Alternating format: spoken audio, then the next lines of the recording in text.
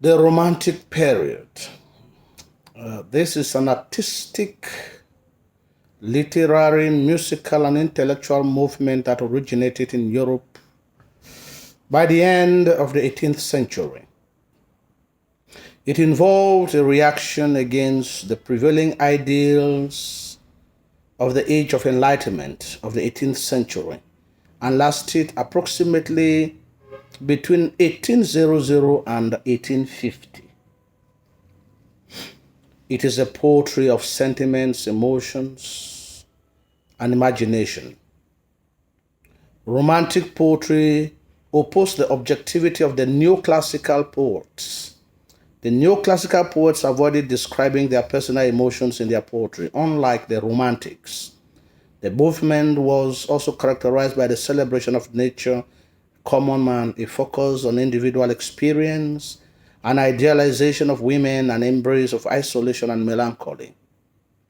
The 18th century Romantic poets were greatly influenced by the French Revolution. This period and poetry could be characterized as the recollection of emotions in perfect tranquility. The founding fathers of this movement include William Blake, William Wordsworth, Samuel Taylor Coleridge. It continued into the 19th century with the second generation, which included P.B. Shelley, John Keats, and Lord Byron.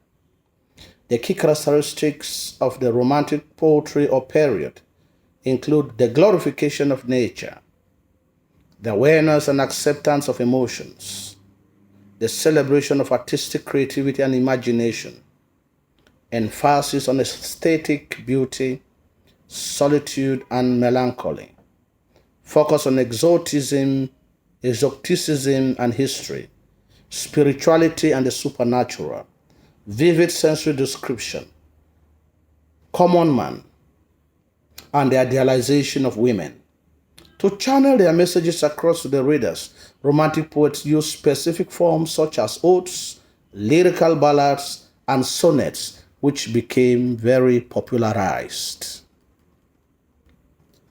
The above mentioned poets produced poems that expressed spontaneous feelings found parallel to their own emotional lives in the natural world and celebrated creativity rather than logic.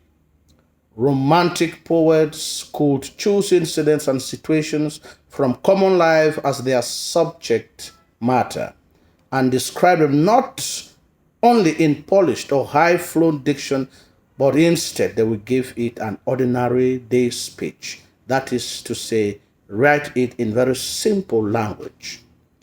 They break from the past by no longer producing artistic works that merely mirrored nature faithfully.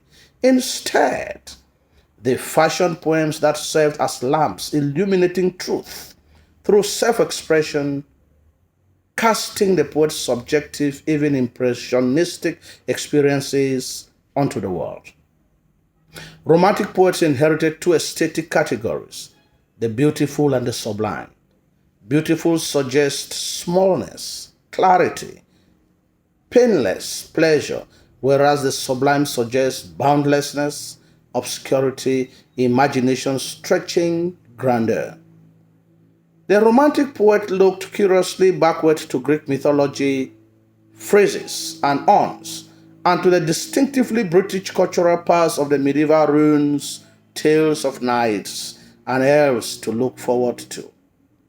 The pre-Romantic author who inspired the Romantics more than any other was William Shakespeare, whom Keats refers to as the great poet because he was capable of being in uncertainties, mysteries, doubts without any irritable reaching after effect or reason.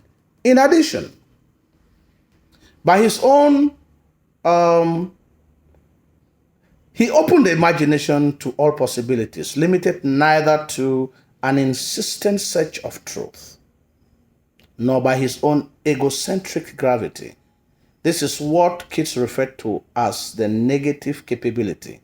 And when the sense of beauty becomes every other consideration or rather obliterates all considerations, The poem from the Romantic era could be trivial or fantastic, song-like, or digressively meandering, a searching fragment, or a precisely bounded sonnet or an ode.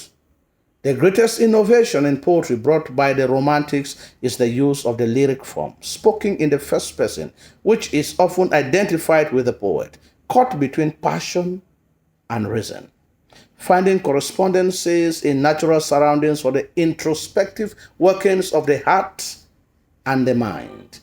The legacy was cemented in what was lyrical ballads. To the Romantics, all good poetry is spontaneous overflow of powerful feelings, and which takes its origin from emotion recollected in perfect tranquility.